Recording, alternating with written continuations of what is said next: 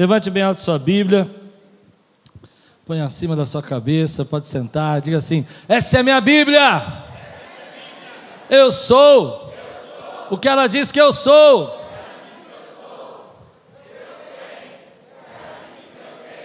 E eu posso.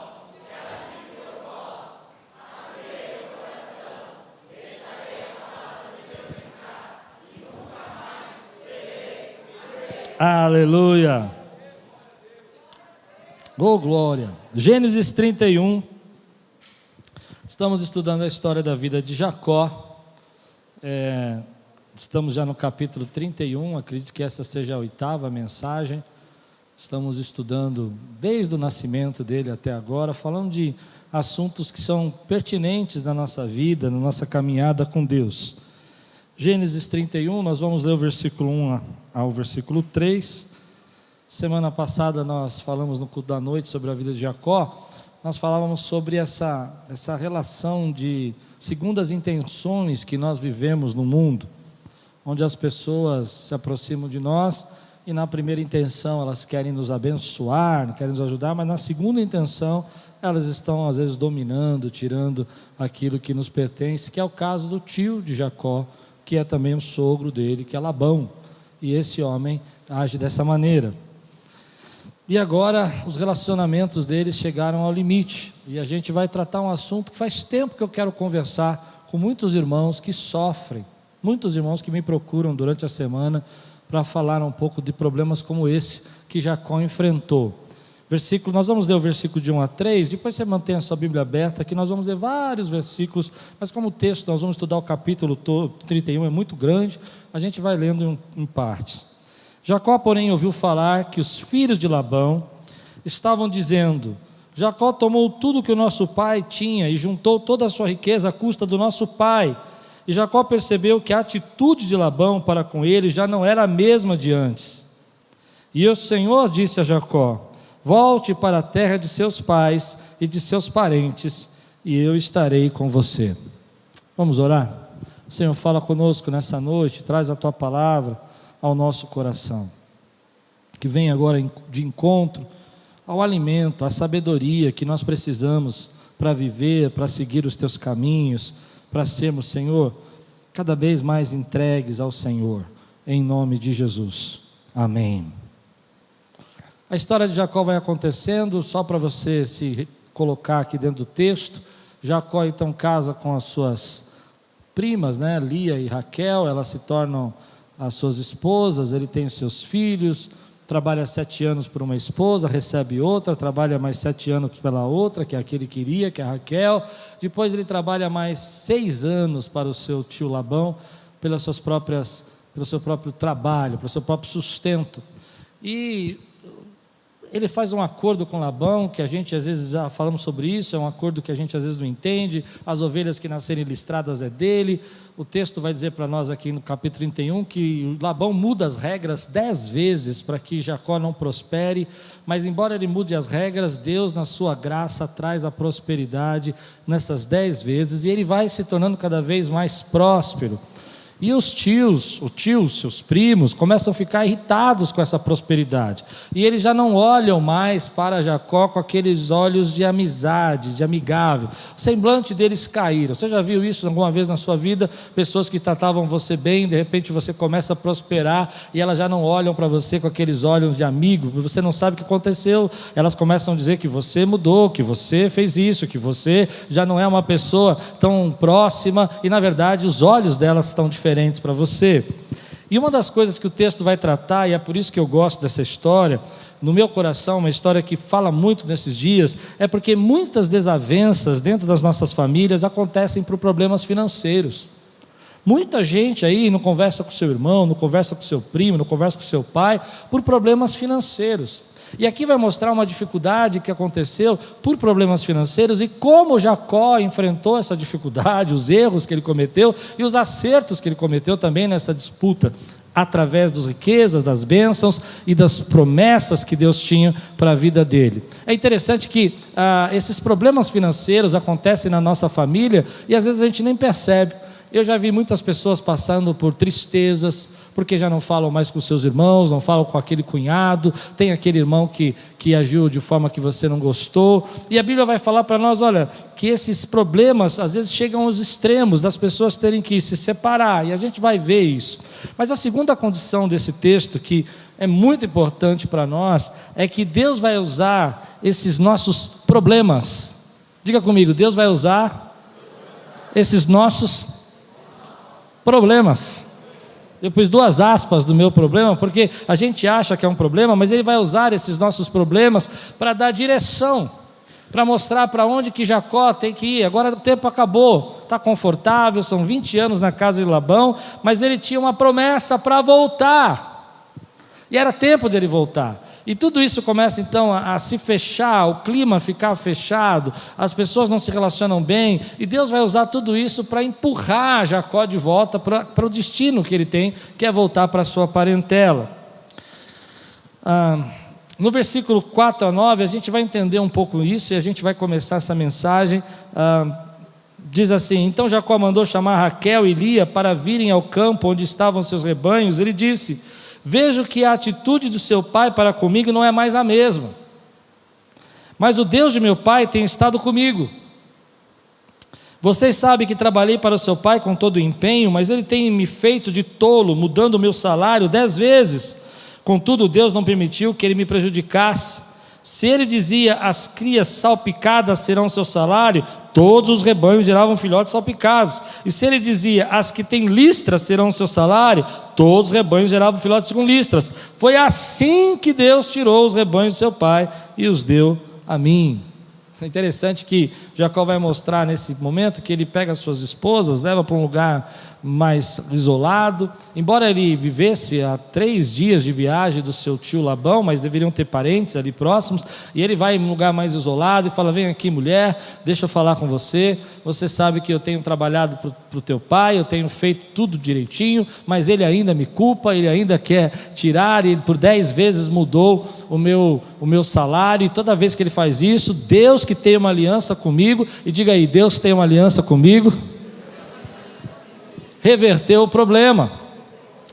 Agora, o que me chama a atenção nesse texto é que nós precisamos tomar cuidado com o tipo de relacionamento que às vezes nós desenvolvemos, um relacionamento que adoece, que eu chamo de eles ganham e você perde. Todo mundo já se relacionou dessa maneira. Alguns momentos você entra num trabalho e a pessoa tem uma ideia que você tem que perder, ele tem que ganhar. E ele começa a colocar um peso sobre sua vida, um fardo sobre você, que você não consegue aguentar isso. O que Labão está fazendo com Jacó é isso. Labão queria ganhar e Jacó tinha que perder. Por isso ele muda 10 vezes o salário. Por isso ele muda 10 vezes o acordo, para que Jacó sempre perdesse. Mas Deus, que tem uma aliança com Jacó, e eu creio muito nisso, que Deus tem uma aliança comigo e com você, Ele reverte essa situação. Mas eu vejo muita gente que sofre, que está debaixo de um jugo, onde que aquela pessoa que você se relaciona, ela acha que ela tem que ganhar e você tem que perder. Isso às vezes acontece dentro de casa, isso às vezes acontece dentro da sua família, às vezes acontece dentro do seu trabalho, e por que não dizer, às vezes dentro de um relacionamento conjugal. E eu vejo pessoas, e é por isso que eu queria falar sobre isso com você, eu queria abrir meu coração para você, eu vejo pessoas sofrendo com isso. Porque na nossa mente, quando nós estamos num relacionamento que o outro ganha e a gente perde, nem sempre a gente percebe. E o outro faz a gente pensar que é justo isso, que a gente tem que perder. E eu vejo muitas esposas que sofrem hoje, e elas não podem falar nada para o seu marido, e elas têm que lutar pelo seu casamento em silêncio, porque elas honram o matrimônio, elas sabem que a família é sagrada, mas elas estão num relacionamento onde elas perdem e o marido ganha. Vou contar uma história que eu vi uma vez, muito triste. Uma mulher que sofreu muito tempo.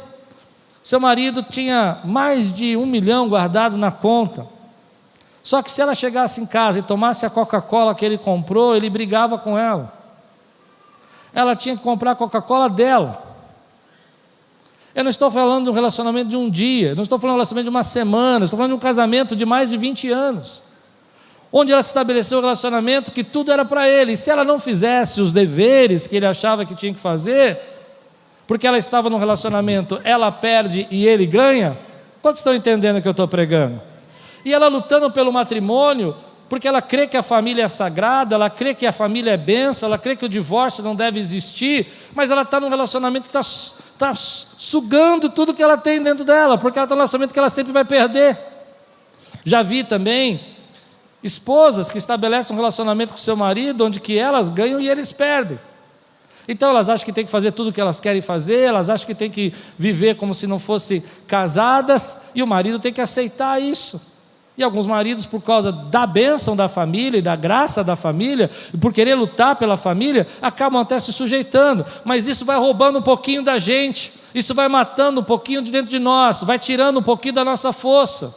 E o que o texto vai falar para nós é que chegou um limite, onde esse relacionamento, Labão ganha, Jacó perde, não dava mais para sustentar, não dava mais para aguentar viver assim, e Deus então vai intervir e vai dizer: olha, chega, o tempo acabou, é hora de você seguir o seu caminho. Isso é muito difícil da gente entender, porque quando a gente está nesse relacionamento, e agora eu estou falando porque eu louvo a Deus por esses irmãos que lutam pelos seus casamentos, mas a gente precisa entender também que isso é muito forte, que muitas vezes a gente não consegue fazer essa mesma luta no nosso trabalho, nem na nossa família, nem para os nossos parentes, e a gente acaba tendo que se separar dele. Eu já vivi um relacionamento da minha família, nos meus parentes, onde que eles ganhavam e eu perdia. Isso durou anos na minha vida, e não importava quanto eu fizesse, não importava quanto eu tentasse agradar, não importava quanto eu aceitasse a mudança de acordo, não importava se 10 vezes eu concordei em mudar o acordo, porque não estava bom, e ainda o semblante caía a meu respeito. Quem está entendendo o que eu estou pregando?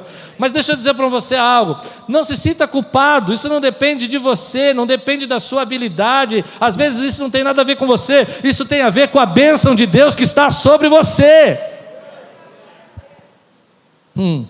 Eu não sei se está dando para entender o que eu estou pregando, mas muita gente fica triste com isso e se sente culpado. Eu vejo pessoas dizendo: pastor, onde eu errei? Você não errou em lugar nenhum, você está fazendo aquilo que Deus está mandando você fazer, mas você está envolvido em sistemas onde as pessoas entendem que a vida é assim. E muitas vezes, agora eu vou tomar muito cuidado para você não entender errado o que eu estou pregando, muitas vezes Deus vai afastar essas pessoas de você, porque a bênção que Deus tem para você, elas não podem parar. Quem pode dizer amém por isso, querido? E nós sofremos, e Jacó sabia que a sua família ia sofrer, então ele chama as suas esposas e fala: vamos conversar, você vai ter que deixar o papai, você vai ter que deixar os parentes, nós vamos ter que ir embora daqui, porque os seus pais já não olham mais para a gente com bons olhos, isso pode ficar pior, e é tempo de a gente voltar, é tempo de eu voltar para a minha casa. Estar debaixo desse relacionamento, eles ganham e a gente perde, é muito difícil, e tem muita gente sofrendo com isso. Eu queria hoje declarar algo da sua vida, e algo que às vezes eu preciso lembrar também na minha vida. Às vezes nós fazemos isso na igreja, pessoas chegam na igreja, pode falar isso, né? Pessoas chegam na igreja e muitas vezes elas têm um relacionamento com a igreja do tipo: a igreja perde e eles ganham, então você tem que fazer tudo para eles. E você faz tudo o que você pode, a igreja faz tudo o que pode para eles. E você que foi um líder, você vai entender o que eu estou dizendo. E você tentou fazer de tudo. Mesmo assim, eles falaram mal de você, mesmo assim, eles não continuaram com você, porque o jeito que eles se relacionam com a vida é: eles ganham e você perde, e eles criam um sistema onde que a igreja fica travada nisso. Mas eu quero dizer uma coisa para você, e se você crê agora, você me ajuda agora, meu irmão, a pregar essa pregação, porque está no meu coração. É tempo de você avançar. Deus vai tirar de perto de você aquele que quer se relacionar com você, ele ganhando e você perdendo. Deus tem um relacionamento para você, você ganha e ele ganha também, porque Deus quer abençoar você, quer abençoar a sua casa, quer abençoar a sua família. Mas você está abandonando aquilo que Deus chamou você para fazer, porque você não entendeu que você entrou nesse sistema entre ele ganha e você perde, e você se sente culpado, porque eles jogam peso sobre sua vida, eles fazem carinha feia, como Labão fazia, eles reclamavam: está vendo, você veio aqui, tomou tudo que era do meu pai. Jacó não tomou nada que era do pai, Jacó trabalhou, mas esse sentimento de culpa nos escraviza. Hoje eu quero que você saia livre daqui, meu irmão, deixe Deus usar a sua vida. Deixe Deus ser pleno em você, adore, glorifique o nome dEle. Você fez o seu melhor, a igreja ajudou da maneira como pôde, a maneira como você como líder se doa. Eu vejo líderes que às vezes chegam para mim e falam: pastor, aquele irmão está reclamando da minha liderança, mas eu fiz de tudo por ele. Vão reclamar da tua liderança, mas não pare de liderar, não pare de adorar, não pare de servir, não pare de estar buscando a presença de Deus, meu irmão. Porque às vezes bons relacionamentos se tornam relacionamentos assim, começam bons, começam jóia, todo mundo feliz, e daqui a pouco as coisas mudam, e o relacionamento se torna você perde e eles ganham. Eu já tive muitos momentos da minha vida, onde eu me relacionei com pessoas que eu me tornei o perdedor e eles o ganhador, e por mais que eu fizesse tudo, para manter um equilíbrio, para manter saúde, para manter amizade, para manter o respeito, para manter, pelo menos acabar bem, vamos falar assim, vamos terminar bem, não consegui. E como eu me sentia culpado com isso? Você já se sentiu culpado com isso? Não consegui. Não, você quer isso aqui? Você quer minha camisa? Leva minha camisa. Você quer meu tênis? Leva meu tênis também. Eu não quero confusão, eu quero viver bem, vamos acabar bem. E você não consegue. Deus chega uma hora, eu creio nisso, escute o que eu vou dizendo, que lá do céu, Ele olha e fala: filho, chega. Chega desse relacionamento abusivo, chega desse relacionamento onde você... E aí Ele vai ter que intervir. E é isso que Ele vai fazer na vida de Jacó. Ele vai aparecer no sonho e vai dizer: Jacó, teu tempo aqui acabou, é hora de você voltar para casa. Forte demais essa pregação. Mas há uma coisa importante para a gente entender, querido. Há uma coisa importante. Não foi Jacó que provocou isso. Não foi Jacó que quis sair por aí andando. Entende isso? Não foi Jacó que virou os olhos e olhou com maus olhos para o seu tio. Não foi Jacó que quis estabelecer um relacionamento, eu ganho e meu tio perde. Essa é uma lição que o texto está dizendo para nós. E às vezes você se sente injustiçado, se sente desanimado, se sente triste porque você deu o seu melhor, você fez o que você podia, e isso traz tanta mágoa, tanta tristeza no meio do povo de Deus, que hoje eu quero declarar para você, querido, seja livre. Esse tipo de relacionamento pode acontecer na liderança, por melhor líder que você seja. Vai chegar uma hora que você vai ter que pôr limites. É isso que Jacó vai fazer. Ele vai pôr limites. Adiantando um pouco a minha pregação, posso? Depois, se eu me repetir, você tem paciência comigo.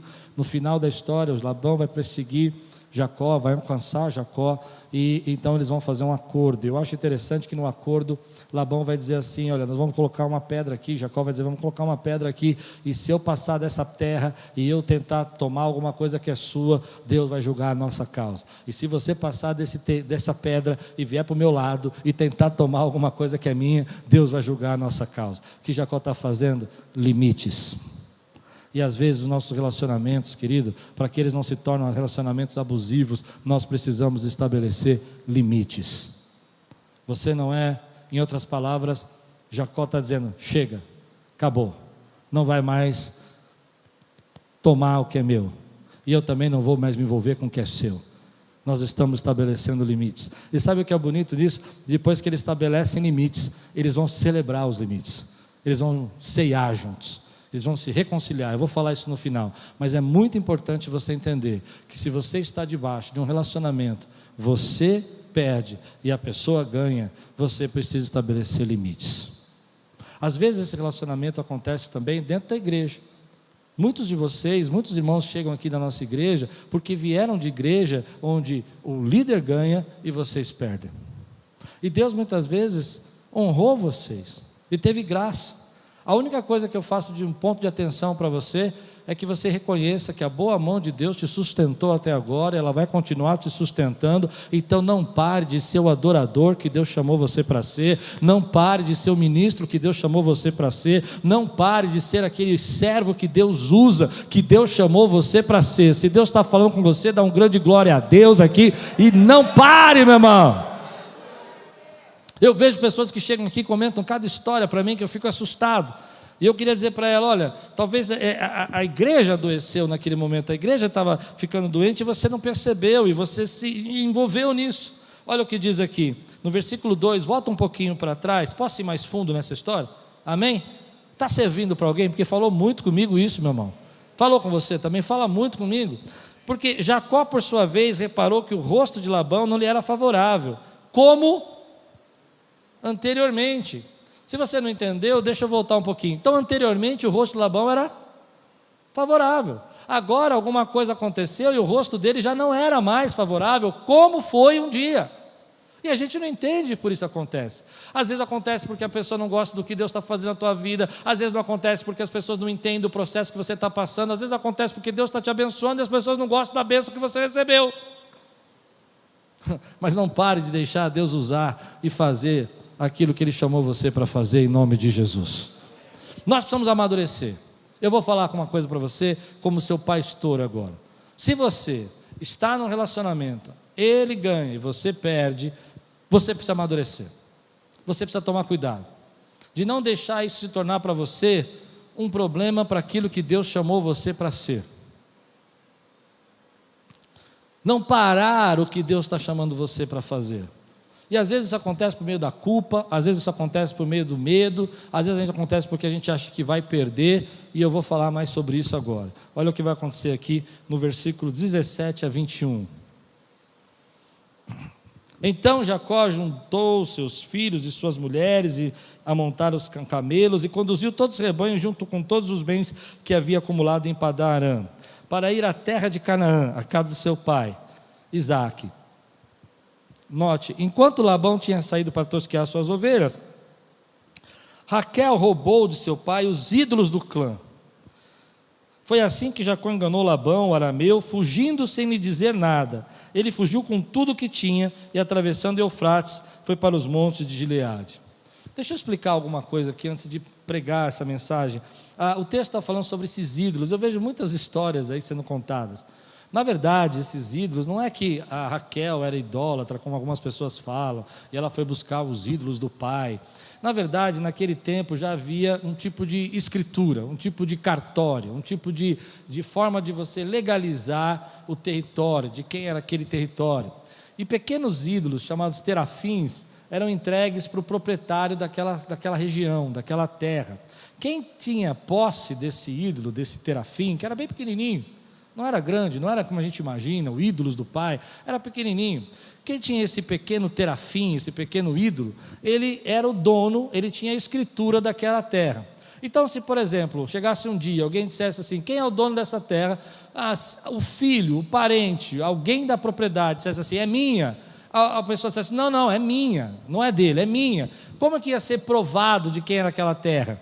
Era mostrando o ídolo de quem era.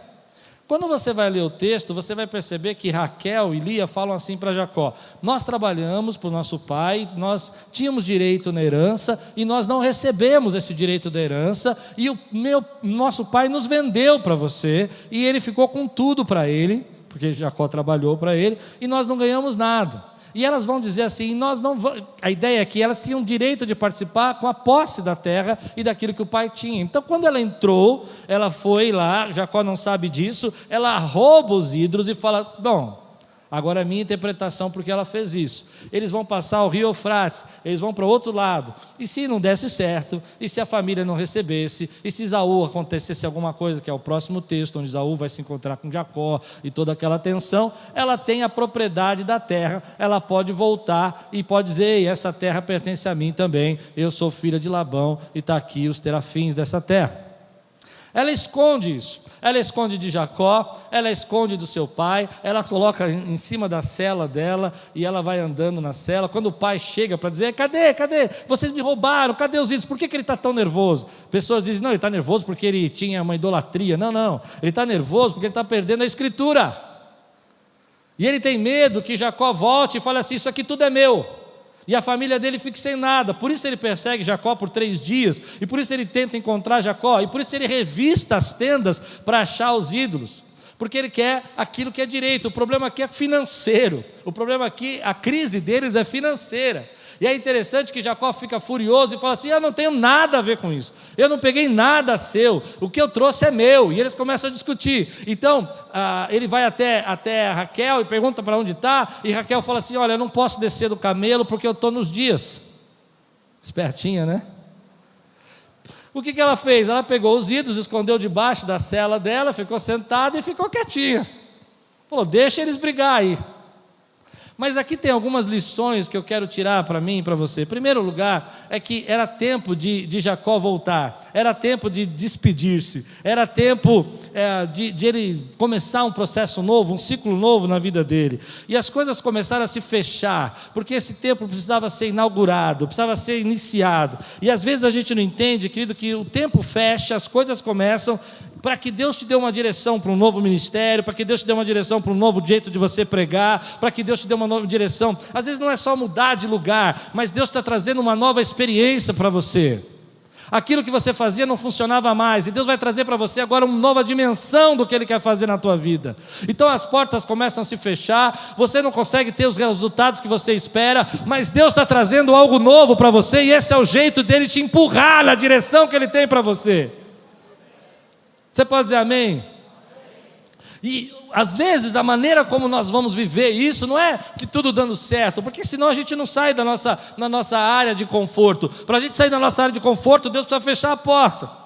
Mas aí existe um momento, querido, que você precisa entender que essas situações estão direcionando você. Então se Deus te trouxe para cá, é porque Ele te direcionou para cá, e Ele vai fazer algo grande na tua vida. Por isso Ele gerou qualquer desconforto, Ele tem um propósito. Você pode dizer amém? Aleluia. Aí se a gente começa a sentir, a gente está fazendo alguma coisa, Deus está falando com a gente, olha, é hora de você mudar, e você não quer mudar. Eu me lembro alguns anos atrás, eu estava pregando, e Deus começou a gerar um certo desconforto na maneira como eu pregava, do jeito que eu pregava, e eu comecei a orar por isso, eu me senti incomodado, comecei a pensar que eu tinha que mudar alguma coisa, eu pregava há muitos anos, e eu me lembro que aquele desconforto me levou à oração. E por causa da oração, Deus trouxe para mim uma revelação. Um dia eu estava ouvindo uma pregação, estava em casa, não estava pensando em nada, e comecei a prestar atenção naquela oração. E quando eu comecei a prestar atenção naquela pregação, naquela pregação, orando e pensando e meditando, algo trouxe no meu coração um jeito novo que eu tinha que pregar. Se eu não tivesse ficado desconfortável, eu não tinha prestado atenção. Se eu não tivesse prestado atenção, eu não tinha recebido a revelação. Se você está desconfortável, é porque Deus está trazendo algo novo para a tua vida, meu irmão. E às vezes não é mudar tudo na tua vida, é mudar um jeito, é mudar uma forma. Eu não precisei sair do ministério para Deus mudar o meu jeito. Ele queria mudar meu jeito ali, e estava gerando um desconforto para mim. Meu querido, tem gente aqui que está se sentindo desconfortável, porque tem uma unção nova chegando na tua vida, tem um destino novo chegando na tua vida, tem um propósito novo chegando na tua vida, tem um momento novo de você se relacionar com a sua família. Quem pode dizer amém? Thalita falava hoje comigo, que nós estávamos pregando, de um momento da nossa vida onde que houve um desconforto, no jeito que eu tratava não era agradável para ela, e Deus queria tratar comigo algumas coisas, e se não houvesse aquele desconforto, Ele não estaria me dando um destino. Mas o problema é que às vezes Deus está te dando um destino, Deus está gerando esse desconforto para você ir para uma direção. Estou falando muito rápido, você está me acompanhando?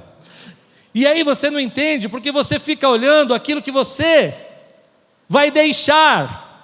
Então você quer trazer os ídolos com você, porque você não quer deixar. Mas escute o que eu vou dizer para você: aquilo que Deus tem para fazer na sua vida não é sobre aquilo que você deixou. Ele vai usar o que ficou na tua vida para te abençoar.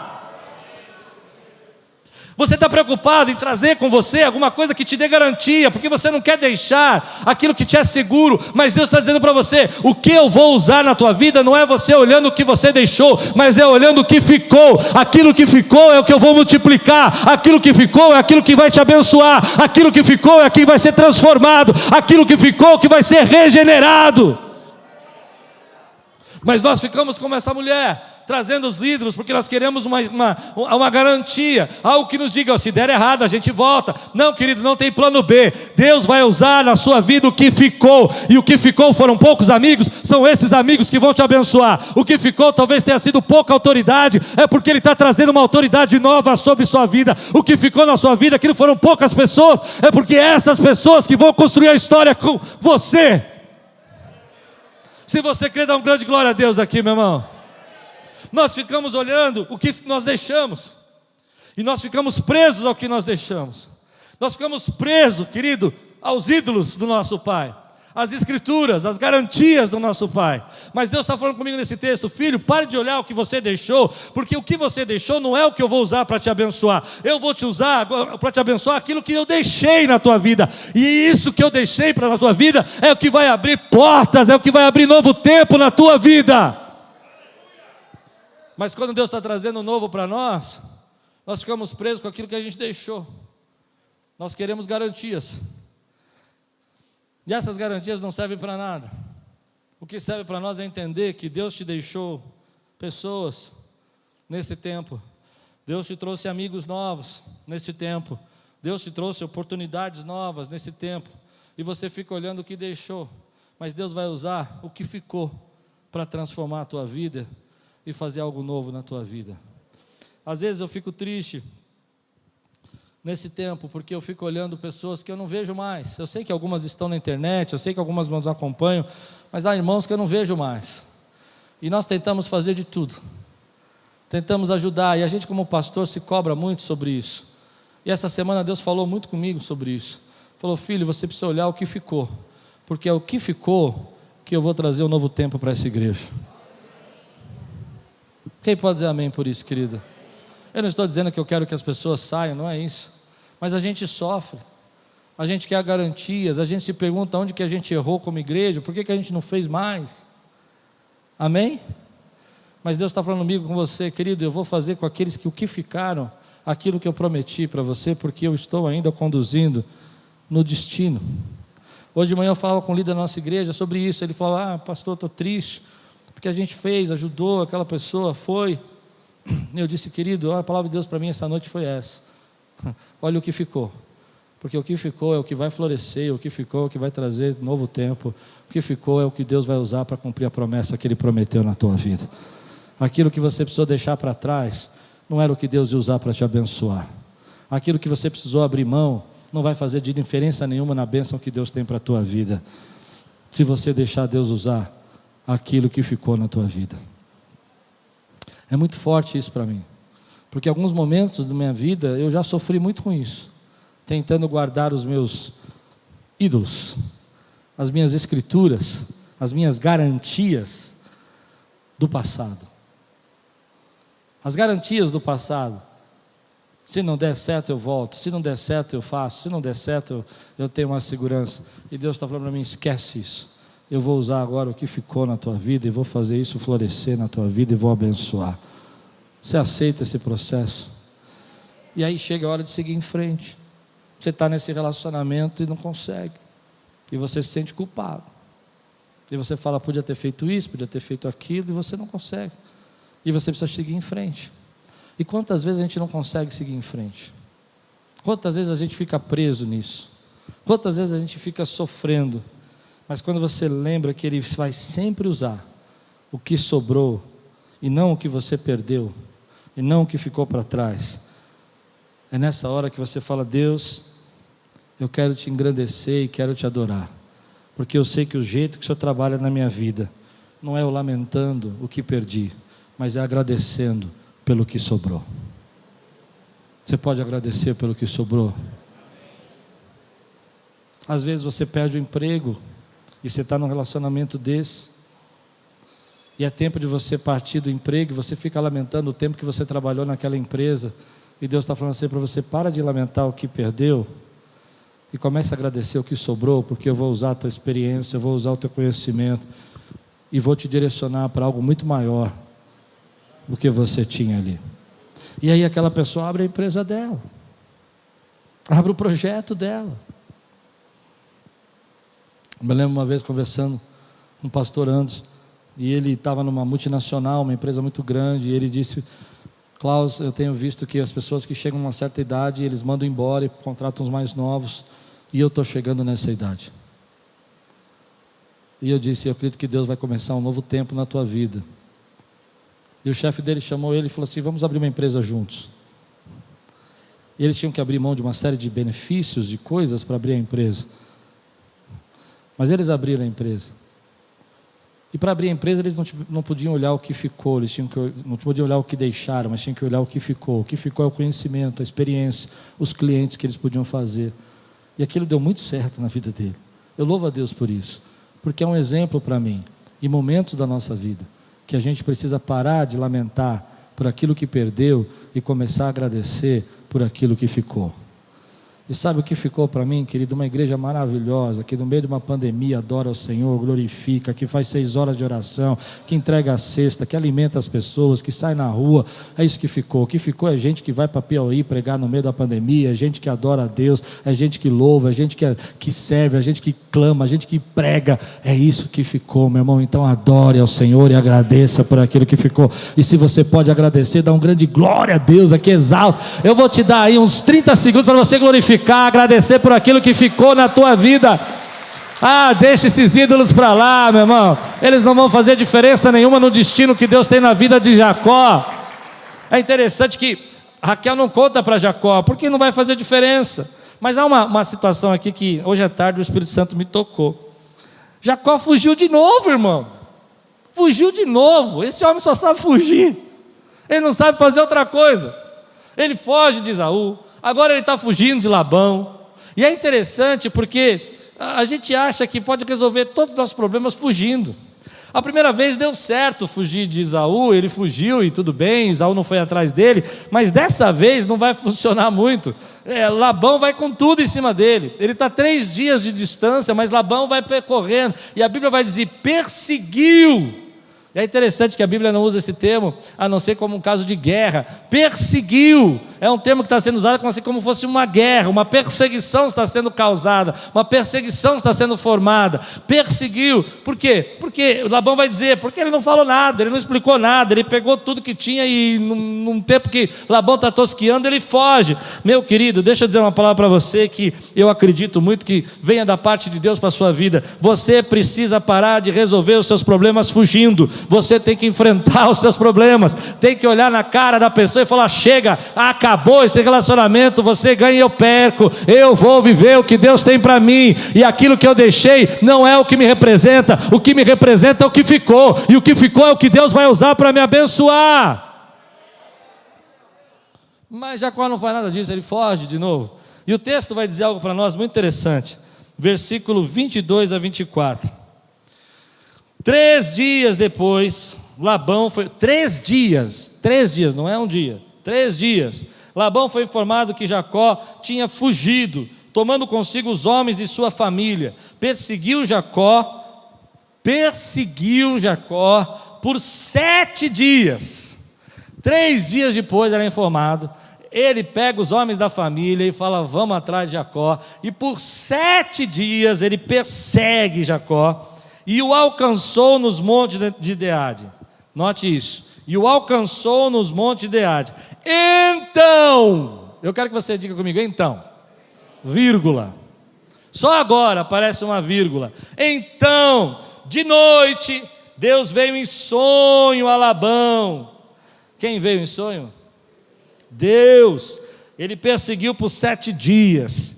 3 dias depois ele foi avisado, ele alcançou nos montes de Gileade no 7º dia. Então Deus de noite veio em sonho a Labão arameu, advertiu, cuidado. Eu gosto disso, gente. Eu gosto porque eu sou pentecostal. Você vai entender. Cuidado. Levante sua mão e diga assim, cuidado. Cuidado. Não diga nada a Jacó, não lhe faça promessas nem ameaças. Labão vem com tudo, Labão vem com tudo. Posso ser bem pentecostal por 10 minutos? Amém? Já vou receber um e-mail essa semana, você está muito pentecostal. Amém. Me deixa. Posso ouvir um amém? Meu irmão, 7 dias ele está perseguindo. Nós vamos pegar Jacó. Agora nós vamos ver, ele roubou nossos ídolos, ele pensa que a terra é dele, nós vamos resolver, você vai ver o que vai acontecer, e tal, 7º dia, chegamos, alcançamos, amanhã a gente resolve isso, amanhã de noite aparece Deus.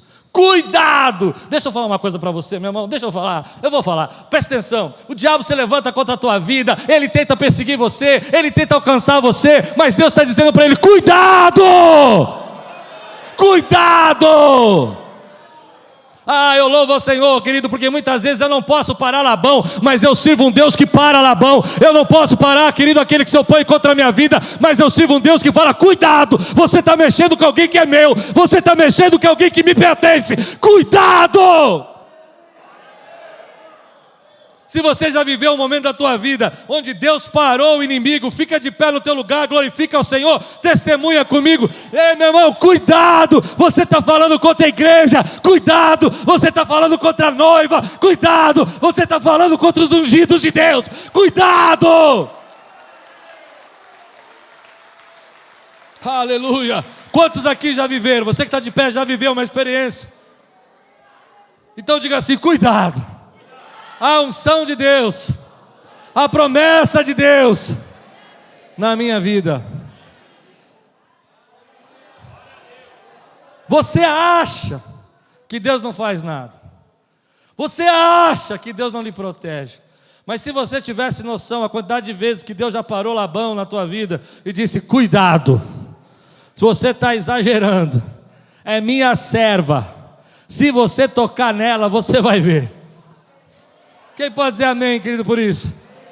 Aleluia, aleluia. Cuidado, você está achando que vai fazer esse relacionamento ganha e perde o tempo a vida inteira, e as pessoas vão ter que aceitar, e você vai levar vantagem. Cuidado, você está mexendo com o ungido de Deus, você está mexendo com o servo de Deus, e Deus aqui nessa noite manda dizer para você: Ele vai parar você, cuidado! Quantos recebem essa palavra hoje? Pode dizer glória a Deus por isso, meu irmão. Oh, aleluia, glorifica o nome dEle, porque Ele guarda a tua vida, meu irmão. Ele guarda a minha vida. Aleluia, cuidado. As pessoas podem achar que podem vir contra nós, perseguir, são mais fortes, são mais poderosas, elas têm mais condição, elas têm mais exército, elas têm mais homens para perseguir você, elas acham que vão perseguir você e vão te assustar. Cuidado, existe um Deus que na madrugada dá um sonho e fala assim: ei, esse é meu, não toca nele. Aleluia. Ah, eu amo o Senhor. Eu não sei quantos aqui acreditam, já viveram isso. Pode sentar, querido. Você já viveu uma experiência assim com Deus? Que Deus falou: cuidado, e a pessoa veio com tudo em cima de você, achou que podia falar o que quisesse, no dia seguinte ela liga para você e pede perdão, porque ela fala: oh, eu queria dizer, sabe, não é que eu estava errado, mas é que eu pensei, eu acho que eu exagerei. Não exagerou nada, foi Deus que botou medo nela. Foi Deus que fez isso. Foi Deus que fez isso. Eu louvo a Deus porque Ele para o Labão ainda na minha vida.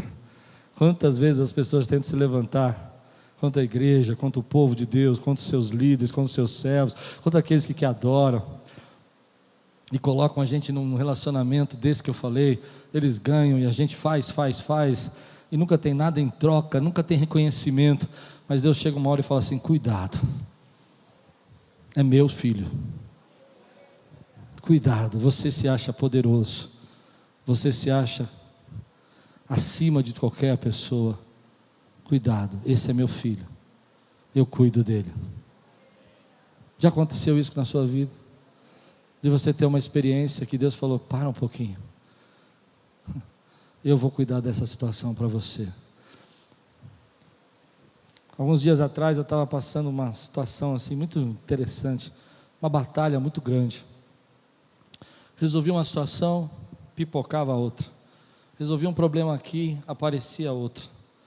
E era uma situação interessante, porque eram coisas que não tinham diretamente a ver comigo, mas pessoas que estavam próximas em mim e atingiam a mim. Não era comigo. Eu até falei para a Lupe isso, né? Eu falei: Lupe, não tem nada disso que é a gente. É aqui, ali, eu estou resolvendo e tudo mais.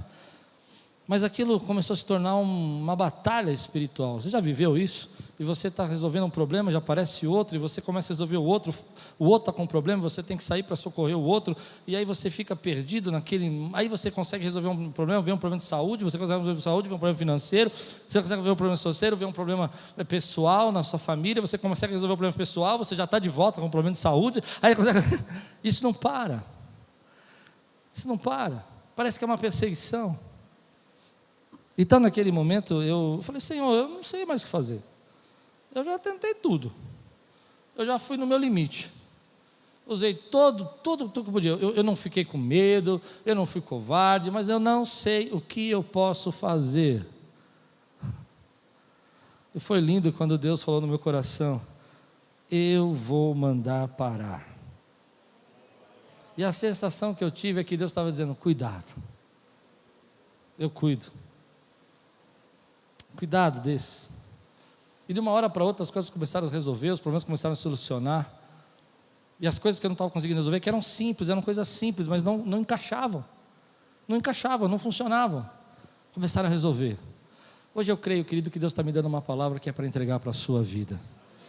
Tem gente que está perseguindo você e às vezes é o próprio diabo que está perseguindo. Perseguindo com medo, perseguindo com enfermidades, perseguindo com problemas. Quem me conhece sabe que eu evito falar assim, porque eu não gosto de dar uma sensação de medo, mas Deus está falando no meu coração muito isso. Eu creio que chega um momento que Deus vai falar para o inimigo: cuidado, eu conheço esse, é meu servo, nesse você não toca mais. Você crê nisso, querido? E é interessante que no texto aqui, Labão vai ter um sonho. Labão não tem nada com Deus. Se você ler o texto, ele não acredita nem no Deus de Jacó. Ele vai falar o Deus de Abraão, Deus de Naor. Ele vai citar o Naor. Naor não acreditava no mesmo Deus de Abraão. Ele vai fazer uma mistura aí dos deuses. Para ele é tudo a mesma coisa. E o texto não faz isso por acaso. E quando Jacó responde, se você depois com calma ler, você vai perceber que Jacó não responde o Deus de Naor. Ele fala o Deus de Abraão e o Deus do temor de Isaque, meu pai. Ele não vai usar o Deus de Naor, porque ele sabe que o Deus de Naor não é o mesmo Deus de Abraão. Mas é interessante que Labão não tem medo de Deus, ele não conhece a Deus, mas mesmo assim ele ele vai mudar a atitude. E hoje eu creio, querido, que tem gente aí que está sendo perseguida, mas Deus está falando: cuidado, cuidado. Como a gente às vezes sofre, como a gente passa lutas, calúnias, injustiças, e as pessoas acham que podem falar o que quiser de você, mas existe uma unção na tua vida. E há um tempo que Deus permite, talvez 7 dias, um tempo completo. 7 na Bíblia é o número da perfeição, um tempo completo. Tem um tempo completo da sua perseguição, um tempo completo para você ser perseguido. 7 dias significa na Bíblia um tempo que foi completo, foi perfeito. Então dos 7 dias ele perseguiu. Não é por acaso que está 7 aqui. Podia ser 5, podia ser 4, podia ser 3. Não, é 7. Ou seja, existe um tempo completo daquilo que você vai ter que passar, de pessoas te perseguindo, falando. E é uma fase que você está passando, uma tribulação, o inimigo tentando te peneirar, como Jesus falou para Pedro. Satanás pediu você para peneirar, mas eu já intercedi por você. Mas tem uma hora que Deus fala: cuidado, esse é meu filho, essa é minha filha. Você pode dizer amém por isso, querido? E eu creio que se Deus está me dando essa palavra hoje, que eu, quando li o texto, por isso que eu gosto de pregar assim, eu falei: Deus, o que eu vou pregar desse texto aqui? Veio no meu coração essa palavra, e eu dei risada quando eu li, porque eu creio num Deus que olha para minhas lutas e olha para as tuas lutas, e quando ninguém mais quer te ajudar, e ninguém mais acredita no que você está passando, Ele se põe lá no alto e fala: eu vou agora colocar temor nos seus inimigos, para que você possa seguir o caminho que eu tenho para a tua vida. Você recebe essa palavra na tua vida, querido? Para terminar, versículo 43 a 55. Labão respondeu a Jacó: as mulheres são minhas filhas, os filhos são meus. Jacó não trabalhou pelas filhas? Então as mulheres não são de Labão, as mulheres são de Jacó. Ele não vendeu os filhos? Não deu dote? Os filhos de Jacó não são dele, os filhos de Jacó são dele, de Jacó. Tudo que você vê é meu. O que posso fazer por essas minhas filhas, ou pelos meus filhos que delas nasceram? Façamos agora, eu e você, um acordo que sirva de testemunho entre nós dois. Então Jacó tomou uma pedra e colocou em pé como coluna e disse aos seus parentes: junte algumas pedras. Eles apanharam pedras, as amontoaram, depois comeram ali ao lado do monte de pedras. Labão chamou Gegaz adulta e Jacó o chamou Galeade. Labão disse: este monte de pedras é uma testemunha entre mim e você no dia de hoje. Por isso foi chamado de Galeade, foi também chamado de Mispa, porque ele declarou: que o Senhor nos vigie, a mim e a você, quando estivermos separados um do outro, se você maltratar minhas filhas ou menosprezá-las, tomando outras mulheres além delas, ainda que ninguém saiba, lembre-se de que Deus é testemunha entre mim e você. Disse ainda Labão a Jacó: aqui estão este monte de pedras e esta coluna que coloquei entre mim e você. São testemunhas de que não passarei para o lado de lá para prejudicá-lo, nem você passará para o lado de cá para me prejudicar. Que o Deus de Abraão, o Deus de Naor e o Deus do pai deles julgue entre nós. Então Jacó fez um juramento em nome do temor do seu pai Isaque. Ofereceu um sacrifício no monte e chamou os parentes que lá estavam para uma refeição. Depois de comerem, passaram a noite ali. Da manhã seguinte, Labão beijou seus netos e suas filhas e o abençoou, e depois voltou para a sua terra. Há uma lição aqui muito bonita. Apesar de toda a injustiça que Jacó passou, apesar de todo esse relacionamento de abusivo de Labão, e ele ainda achar que tudo é dele, Jacó ainda promove reconciliação, faz um acordo. E essa é uma lição que a gente precisa entender. Sempre que houver oportunidade, abre espaço para reconciliação. Às vezes nós ficamos tão magoados, tão irados, e nos sentimos tão injustiçados, que nós fechamos o nosso coração. Nós não aceitamos que haja uma reconciliação. Eu me lembro que, vivendo um relacionamento assim, com alguns líderes, várias vezes eu fui procurado por eles depois e dizendo assim: olha, vamos se acertar. E foi bênção. Foi bênção estabelecer limites, como ele fez. Ó, eu não passo daqui, você não passa dali, acabou, esses são os nossos limites. Foi bênção dizer assim: vamos celebrar juntos, nós servimos o mesmo Deus, nós adoramos o Senhor, nós somos do reino dele. É difícil às vezes a gente aceitar isso, mas o exemplo que Jacó vai dar para nós é que a gente precisa estar sensível a esses momentos de reconciliação que Deus quer gerar. Isso não quer dizer que a reconciliação aqui, eles vão andar juntos de novo. Eles não vão andar juntos mais. Jacó vai seguir o caminho dele, Labão vai voltar para a terra dele, mas o coração estava em paz. Os limites tinham sido estabelecidos, não havia mais nenhuma mágoa. Quantas vezes a gente conhece gente aí que não fala com a sua família, não fala com seus parentes, não aceita a reconciliação? Aqui, ele era o pai das meninas, ele era o tio, ele era o avô, um homem que não era muito legal, talvez não fosse o tipo de avô que eu gostasse de ter, mas mesmo assim, Jacó vai colocar um acordo justo, vai colocar uma conciliação nisso. Às vezes nós somos aquelas pessoas que dizemos: eu não aceito mais, eu não abro meu coração, não deixa. Isso não quer dizer que você tem que andar junto com a pessoa, não quer dizer que você tem que aceitar. O que eu quero dizer para você é que você não precisa carregar mais isso dentro de você. Você diz: olha, eu fiz o meu melhor. Se você vai ler a história de Jacó, ele vai contar tudo o que ele fez. Ele falou: trabalhei por 20 anos para você. E ele vai falar irado, ele vai ficar irritado, porque Labão entra nas tendas, ele fica nervoso, e com razão.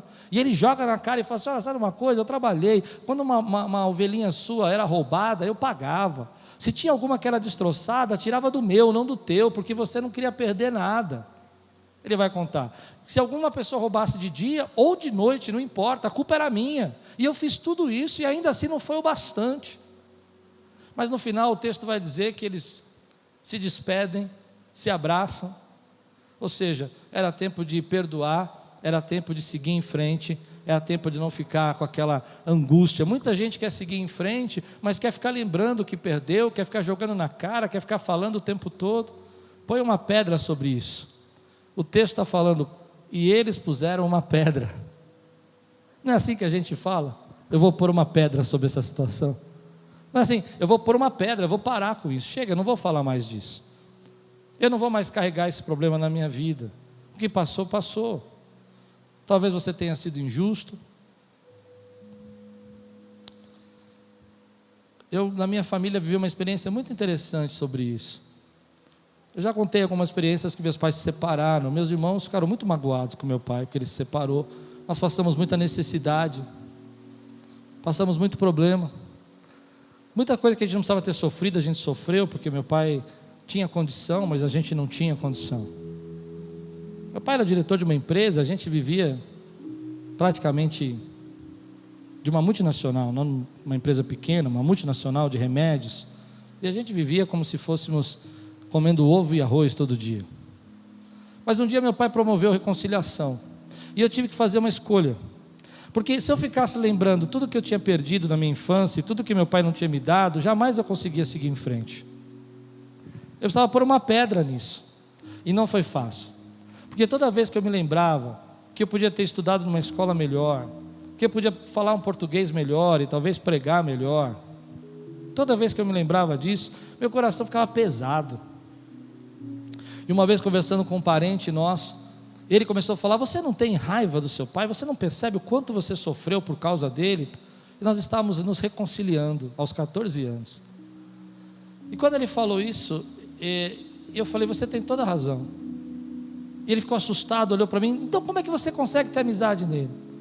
Eu falei: porque ou eu vivo olhando para frente, ou eu vou viver com as angústias, as mágoas do passado. Eu vou pôr uma pedra nisso.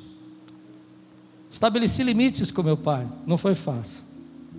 Meu pai tinha dias que ele batia o telefone na minha cara, e tem dias que no mesmo dia ele me ligava e falava: oi filhão, que saudade. E eu queria morrer. Um dia ele ligou para mim e falou: você está bem? De novo, você está me perturbando? No dia seguinte ele me ligou: por que você não me liga mais? Eu falei: o senhor tem problema. O senhor tem um problema. Eu não sei o que é, mas o senhor tem. Mas eu decidi no meu coração, não porque eu sou perfeito, porque eu sou muito falho, sabe? Eu decidi não viver carregando isso na minha vida. E vivi os melhores momentos na vida que eu pude com meu pai. Como minha filha falou hoje de manhã na pregação, não sei quantos ouviram, meu pai para ela era outra pessoa. Mas eu sei quando minha família fala que meu pai era aquela pessoa, porque ele foi aquela pessoa. Hoje, põe uma pedra, querido. Põe uma pedra naquele que tentou fazer um relacionamento ganha e você perde, e você está querendo vingança, e você está querendo julgar, e você está querendo... O que Deus vai abençoar não é o que você perdeu, mas é o que ficou na tua vida. Acho que dá para entender o que eu estou pregando. Põe uma pedra, querido, aquela pessoa que você acha que não te valorizou. Põe limites, fala: olha, eu não vou deixar mais você avançar o meu terreno aqui, pegar o meu território, você fica aí, eu fico aqui. Vamos me abraçar, toma um café comigo. Eles fizeram, diz o texto, a palavra usada é um banquete, eles fizeram uma festa de reconciliação. Eu não preciso fugir mais, você também sabe que agora eu sei o que você faz contra mim, que não é mais oculto, já não vou mais deixar você mudar acordos, porque eu sei que Deus tem uma promessa e uma bênção sobre a minha vida. A lição que eu tiro desse texto, se você me permite terminar assim, a lição que eu tiro desse texto é que você precisa pôr uma pedra em algumas situações. A lição que eu tiro desse texto é que você não pode se sentir culpado se você entrou num relacionamento desse, e você precisa aprender a estabelecer limites, mas saber também que você tem um Deus que julga a tua causa. Para mim esse texto está falando isso. Deus julgou a causa de Jacó e vai julgar a nossa causa, e Ele é o Deus que para Labão ainda no dia de hoje. Então põe uma pedra, querido, e viva a vida que Deus tem para você, leve, cheio de alegria, cheio de bênção, porque, vou repetir pela última vez, o que Deus vai usar na tua vida não é o que você deixou, mas o que ficou.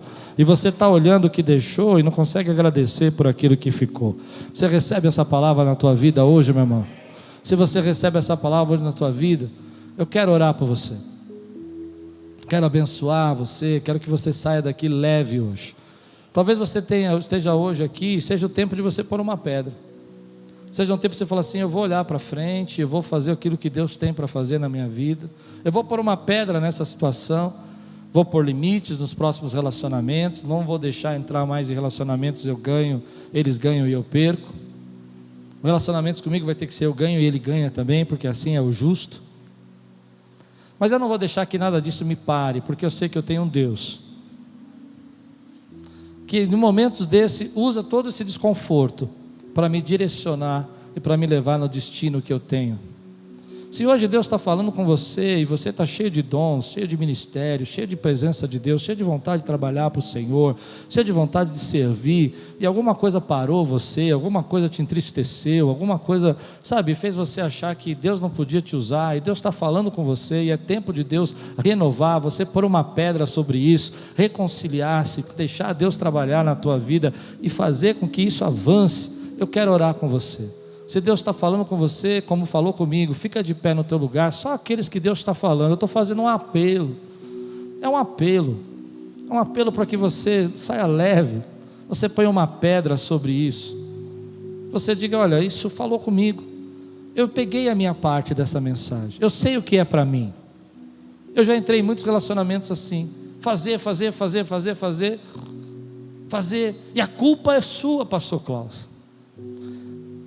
E isso começa a adoecer a minha vida e a vida de todo mundo, porque a gente não é perfeito. Mas também já tive muitos relacionamentos que depois de tudo isso voltaram para mim, puseram uma pedra e falaram assim: eu reconheço o quanto Deus usou sua vida. E houve uma reconciliação linda, um trabalho lindo, algo de Deus na nossa vida. Vocês que estão de pé, Deus falou com vocês. Então, se Deus falou com você, levante sua mão e diga assim: Senhor, eu estou pronto para ser usado pelo teu poder. Nada vai parar o teu propósito na minha vida. E em nome de Jesus, eu sirvo um Deus que ainda nos dias de hoje para o Labão que se levanta para me perseguir. Dá um grande glória a Deus, exalte o seu. Aleluia!